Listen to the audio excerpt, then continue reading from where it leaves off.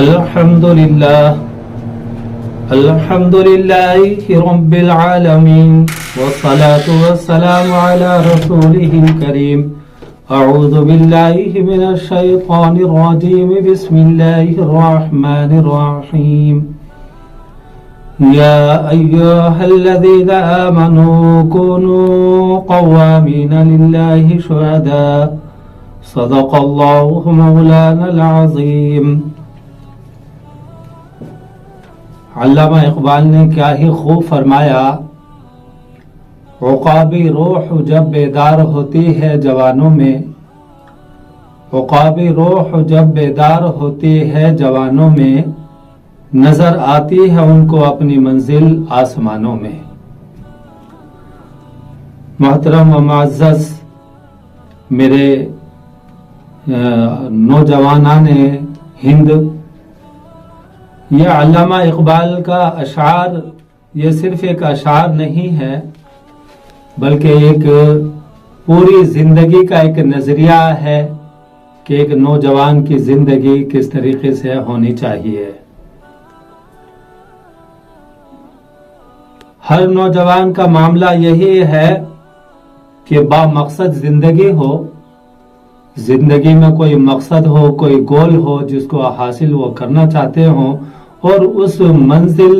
متعین کے لیے جو بھی وسائل درکار ہیں ان تمام وسائلوں سے لیس اور اپنے منزل مقصود کی طرف رواں دواں ہو، تو وہی نوجوان کی زندگی ایک بامقصد ہو اور ایک باقاعدہ نظریاتی طور پر مضبوط ہو، جو وہ کرے اس کا بخوبی اچھی طریقے سے علم رکھتا ہو، اور اس کے بعد وہ مسلسل جو ہے کوشش کرے عملی زندگی میں۔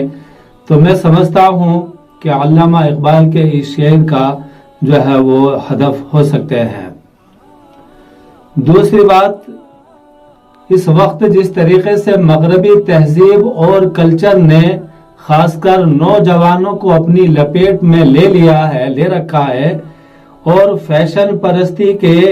جس طریقے سے فیشن پرستی میں اس وقت کا نوجوان گھرا پڑا ہے، اس کو صرف اور صرف یہی فکر ہے کہ آنے والا جو فیشن ہے اس میں میرا جو ہے کب میں وہ فیشن اختیار کروں، یا چاہے وہ کپڑوں میں ہو، چاہے وہ کٹنگ کا ہو، چاہے وہ لباس کا ہو، یعنی کسی بھی طریقے کا جو فیشن ہے اس کو اختیار کرنے کے لیے جس قدر بے چین آج کا نوجوان نظر آتا ہے، ہمیں لگتا ہے کہ ان نوجوانوں کو دیکھ کر کہ ہمارا آنے والا جو ہے وقت ہمارے لیے جو ہے تاریک، یا ہمارا آنے والا وقت ہمارے لیے جو ہے قابل افسوس ہوگا۔ تو لہذا میں یہ کہنا چاہتا ہوں کہ علامہ اقبال نے بہت ہی اچھے نوجوانوں کی طرف اشارہ فرمایا کہ وہ دنیا کے اندر زندگی اس وجہ سے گزارتے ہیں کہ ان کو آخرت پیش نظر رہتی ہے، اللہ سے ڈر کر اپنی زندگی کو پاکیزہ طریقے سے وہ گزارتے ہیں، اس لیے کہ ان کو آخرت میں کامیاب ہونا ہے۔ پھر دوسرے شعر کے اندر علامہ اقبال نے فرمایا، نہیں تیرا نشے من قصر سلطانی کے گنبد پر، نہیں تیرا نشے من قصر سلطانی کے گنبد پر، تو شاہین ہے بسیرا کر پہاڑوں کی چٹانوں میں۔ تو جب نوجوانوں کے اندر ایک جوش، ایک ولولہ، کچھ کرنے کا جذبہ پیدا ہوتا ہے، تو پھر وہ نوجوان جب اٹھتے ہیں میدان کے اندر، عملی میدان کے اندر، تو پھر دنیا کی ایک نئی تاریخ جو ہے لکھی جاتی ہے۔ میں اور آپ دیکھیں گے کہ اس وقت دنیا کے اندر جتنے بھی انقلابات آئے، چاہے وہ اسلامی ہو، معاشی ہو، اس میں نوجوانوں کا کردار سب سے اہم رہا ہے۔ اور ابھی پاس میں ہی ہم دیکھیں گے کہ طلبہ جو ہے کسی بھی قوم کی ریڑھ کی ہڈی بتایا گیا کہ جو نوجوان ہے کسی بھی قوم کی ریڑھ کی ہڈی ہے، اور طلبہ جو ہیں وہ باقاعدہ ایک نظریات کے حامل ہوتے ہیں، اور جب اس نظریے کو اپنا نصب العین سمجھ کر وہ لے کر اٹھتے ہیں تو پھر ایک نیا انقلاب دنیا کے اندر رونما ہوتا ہے۔ تو میں آج کے نوجوانوں سے یہ کہوں گا کہ بے مقصد زندگی نہ گزارے اور ہماری زندگی با مقصد ہو اور ہماری منزل متعین ہو کہ ہمیں کہاں جانا ہے اور اس منزل کے لیے ہماری کیا صلاحیتیں قابلیتیں ہونی چاہیے وہ ہم اپنے اندر پیدا کریں اور آج کے زمانے کے لیے اور آنے والے زمانے کے لیے اپنے آپ کو جو ہے جو اس قابل بنائیں کہ آنے والے تمام چیلنجوں کا ہم مقابلہ کر سکیں۔ اس لیے کہ اس وقت باطل جس طریقے سے اسلام کے اوپر حملہ آور ہے، ہمہ جہتی طور پر کہ اسلام کے اوپر حملہ آور ہے،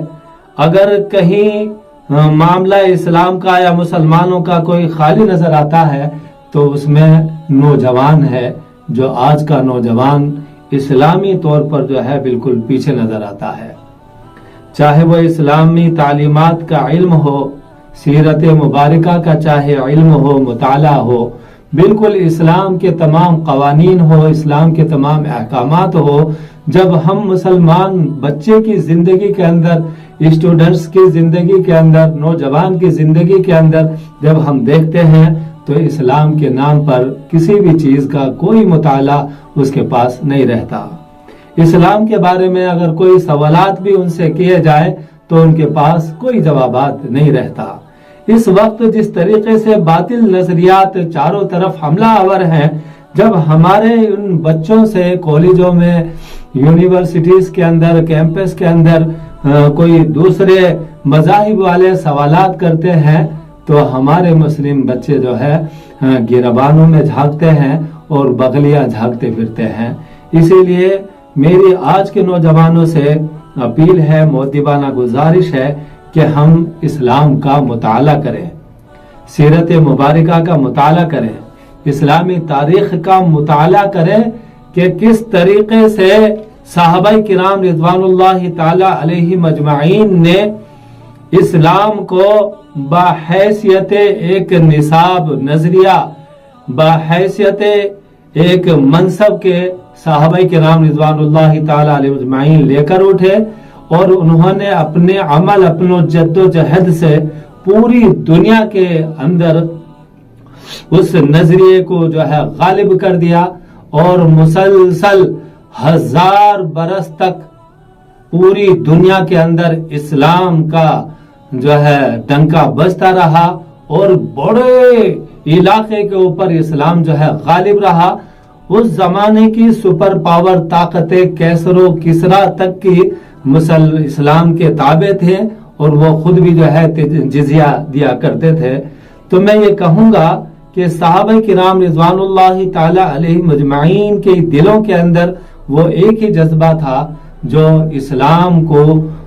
جو نظریہ تھا، جو سچائی تھی، جو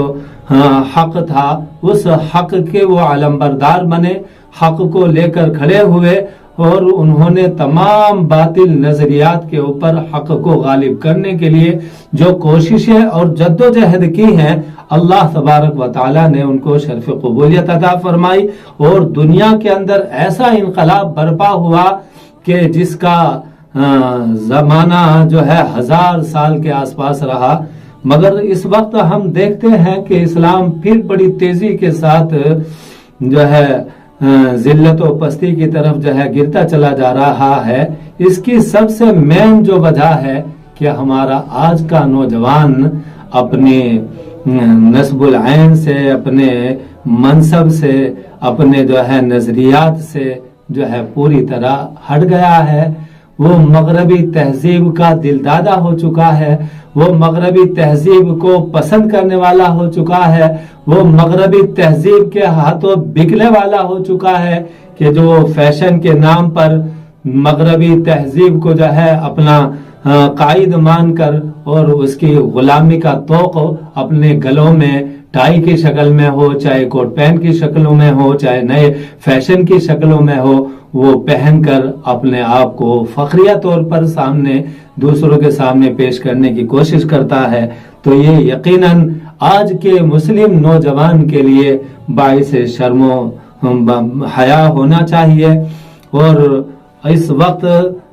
ہمارے نوجوانوں کو اسلامی تاریخ کے مطابق جو ہے سوچنا چاہیے کہ کیسے کیسے کارنامے ہمارے